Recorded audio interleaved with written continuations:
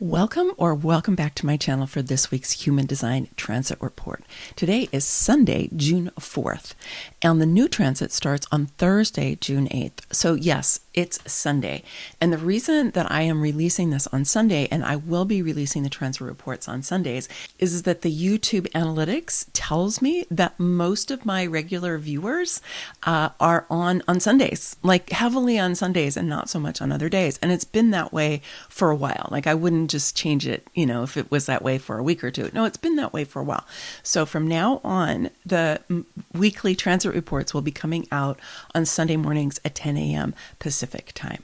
Okay. And today we're going to talk about the upcoming transit. But if you want to see information about the transit we're in right now through Wednesday, you can go here and look at my last transit report. Okay, let's go ahead and dive in.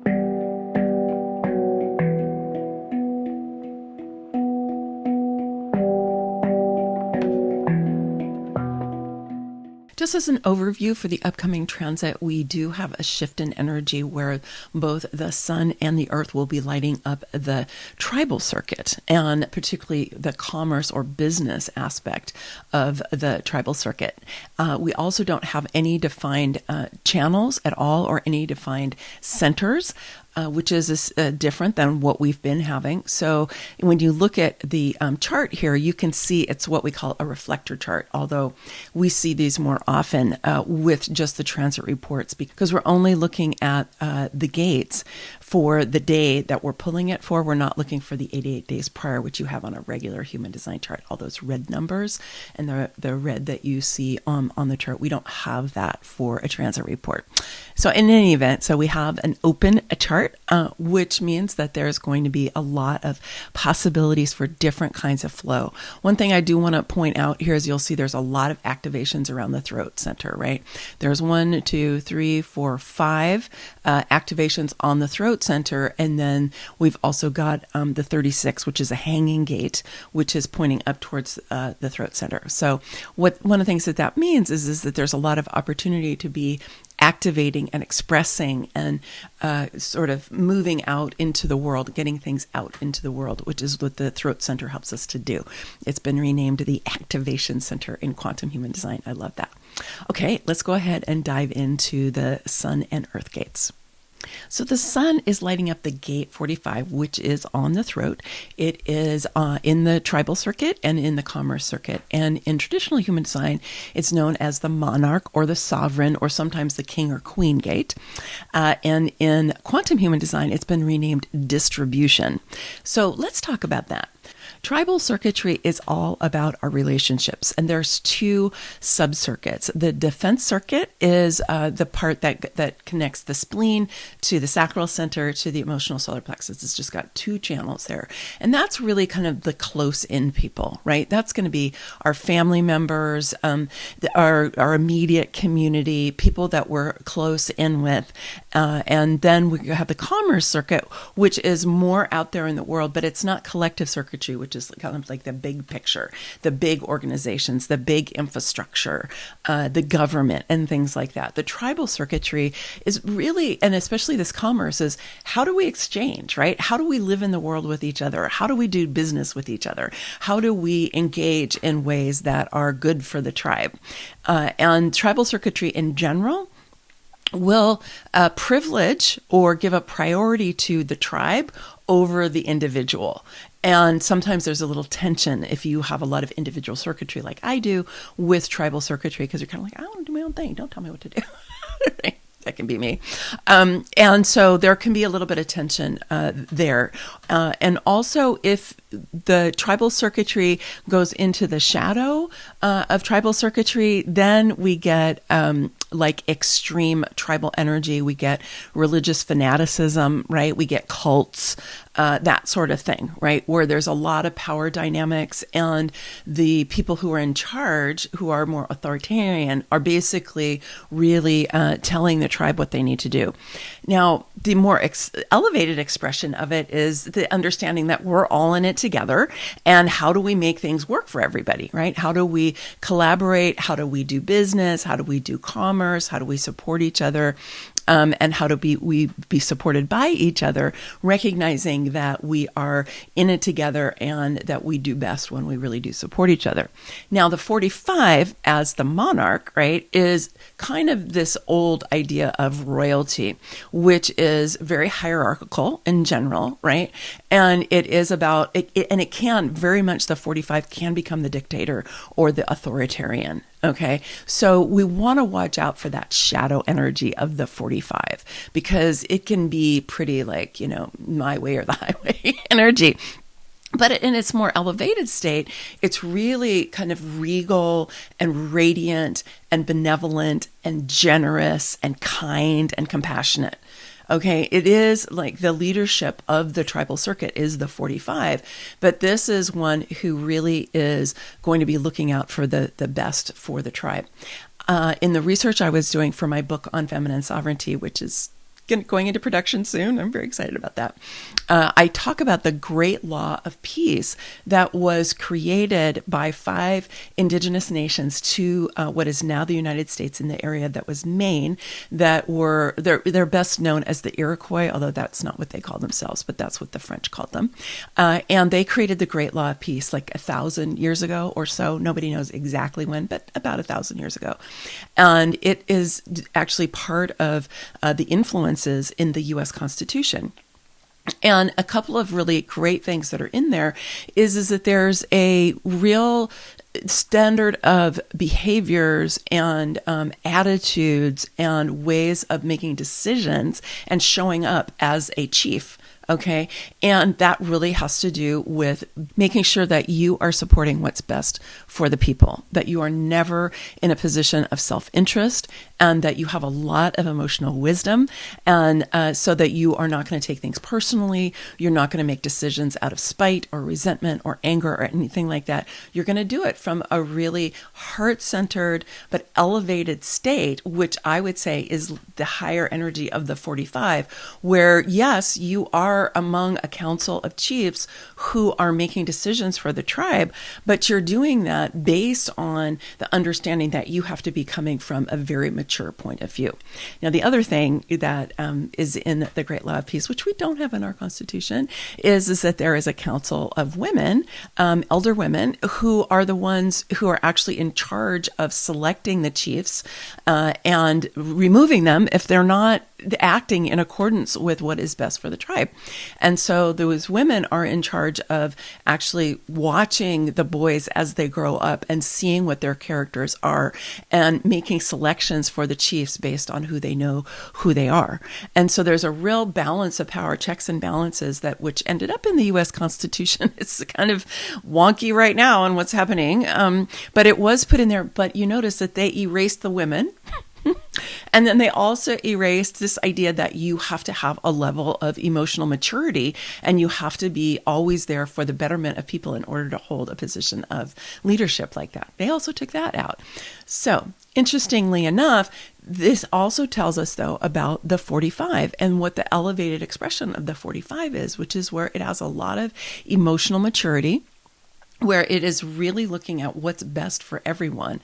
And in the sense of distribution, that it's been named in quantum human design, that you are not taking on this form of leadership for your own self-interest or for that of you and your people, which we see a lot in the world today with different dictators and authoritarians, and also people here in our political world here in the United States who act that way, right?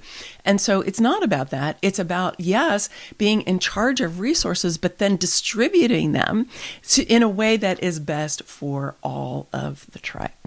So the 45 in this configuration is resting on the Earth and the gate 26. And the 26 can be super helpful here. So the gate 26 is on the will center. And so it does have willpower. It does have the energy of an engine, because the will center is an engine. And the 26 in traditional human design is known as the Trickster. Okay, this is like the used car salesman. I always feel bad for used car salesmen because we use them as this example of people who are so out of integrity. but I'll use it because you know what it is. Okay, so it's like the person who is really out of integrity, because this energy is for being able to promote. It's being able to enroll people. It's known colloquially as the gate of sales, but it's not just sales. It's also the ability to kind of inspire and engage and be able to enroll people in whatever it is that you are promoting. So yes, it can be sales, and it's important that it's always done with the highest integrity, which is what it's called in quantum human design, is integrity. So if we are operating in alignment with our highest values and the highest values of the tribe and what's good for the tribe, then whenever we're using that energy of the 26, we're doing it in a way to enroll people into a vision that is equitable, that is compassionate, that is looking for how do we create mutually beneficial collaborations and working together. How can we have our commerce be something that creates win-win-win-win-win-win situations, right? That's the higher expression of that 26. And a lot of people shy away from sales because they have experienced the shadow aspect, right? Where somebody has tried to manipulate them or control them into buying something for them that wasn't necessarily something they needed or even something that they wanted, but they were able to manipulate them emotionally to get them to, usually out of fear, to go ahead and buy something that isn't something that's actually that they want or that's good for them. Okay. I mean, how many times have you, and unfortunately, so much marketing is infused with this, right? That lots of FOMO, like don't miss out. If you don't get it now, you're never going to get it. Imagine what's going to happen to you if you don't get this product. You know, all of that, right? Yeah, that is smarmy. Like, no, of course, don't do that. But if you think about what it's like to talk to somebody who's really engaged and excited about something, and they are inviting you to enroll in something that they think could be in your best interest, but they also recognize that you are the one who's going to decide if it's in your best interest, and they're not going to try to manipulate and control you into doing that. But they may inspire you to step out of what's been normal for you, what has maybe been comfortable and convenient, but maybe is kind of a little bit of a prison that you've created for yourself. I mean, I know that when I work with clients, you know, I aim to enroll people in higher visions of their life all the time. I mean, I'm here trying to enroll you in human design as a powerful tool for your enlightenment and your development, right? I want to enroll you in that. I have the gate 26 in my chart, right? And it's Mercury's lighting it up, so I get to talk about it. Right? And so I like that energy. And if you think about how you've been inspired by a speaker, by a leader of something, by somebody who is, you know, has created something that you want to be a part of, right? That you're like, oh, yeah, you know, in my heart of hearts, I can feel that that's really right for me. That feels good, right? To be enrolled into that. And you're so grateful. Like I just did a program with my intentional creativity mentor, Shiloh Sophia, and she is extraordinary at being able to enroll people in her vision of what's possible. And she enrolled me again. I've done a lot of work with her. And I just did this incredible program with her called Glow. And it is so beneficial for me. So incredibly beneficial. I'm so grateful that she is so good at enrolling us and helping us to see why this might be the thing that will help us take the next step in our lives, right? So I'm grateful for that because I trust her too. But I know she's integrity. She's a woman with high integrity. So you want to be kind of feeling into, does it have integrity or not? Do I trust this person? And when you can see the 45 and the 26 working together, right? That the 26 is basically saying to that 45, hey, if you are not in integrity, if you are being a dictator, or also if you're just kind of pushing away the possibility of ever having leadership in your life because you're afraid of being a dictator, right? Which is the disempowered expression of that. Then the 26 is going to be like, how can you elevate your experience of being, of enrolling and being enrolled, and of leadership, and this might be helping you to step out further in your life, or it might help you to look at something and be able to step into it and to feel good about it.